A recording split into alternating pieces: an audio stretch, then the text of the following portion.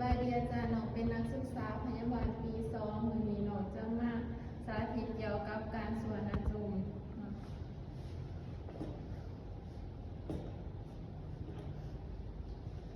สบายดีพอซึ่งยังได้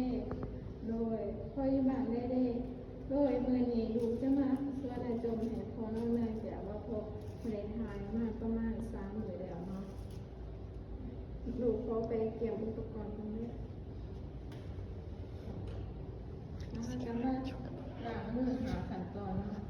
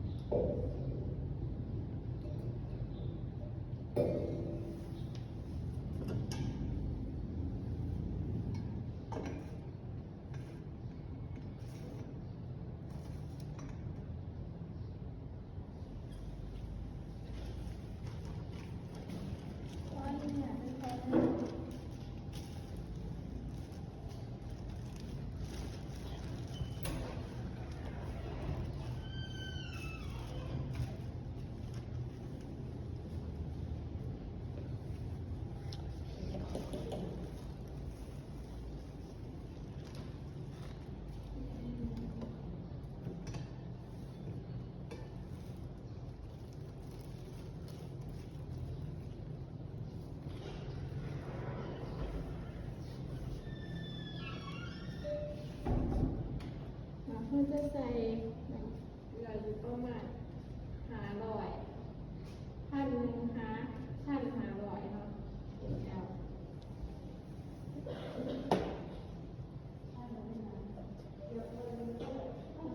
เขาจะมาทาด้วยเจลรอเดือดหรือว่าใส่ฝาเจล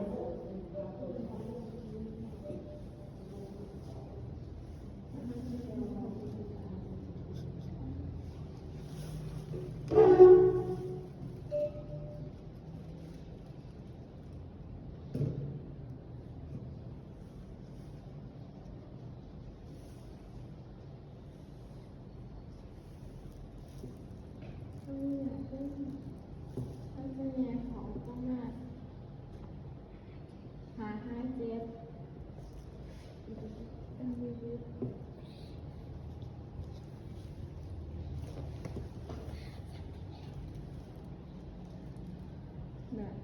ค่ะแล้วมันจะปล่อยหนังเนาะ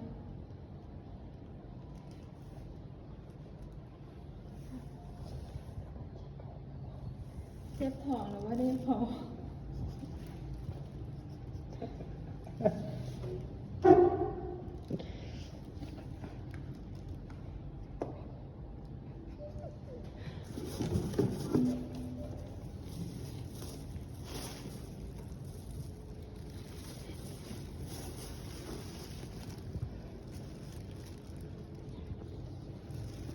ช่วยสามารถถ่ายได้เรื่อยๆ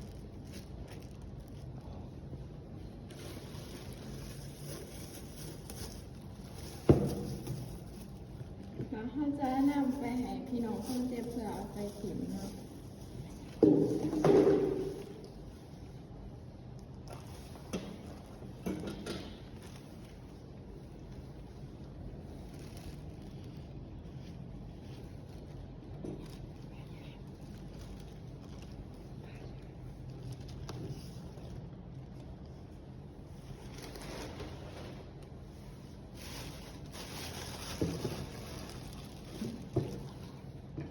ไว้ไว้ให้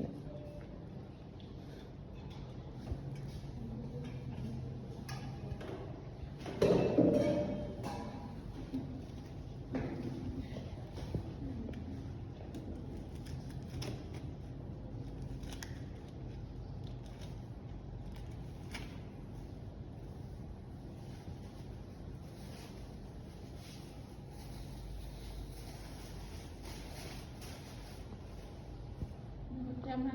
ล้างมือหาของตอนเนาะ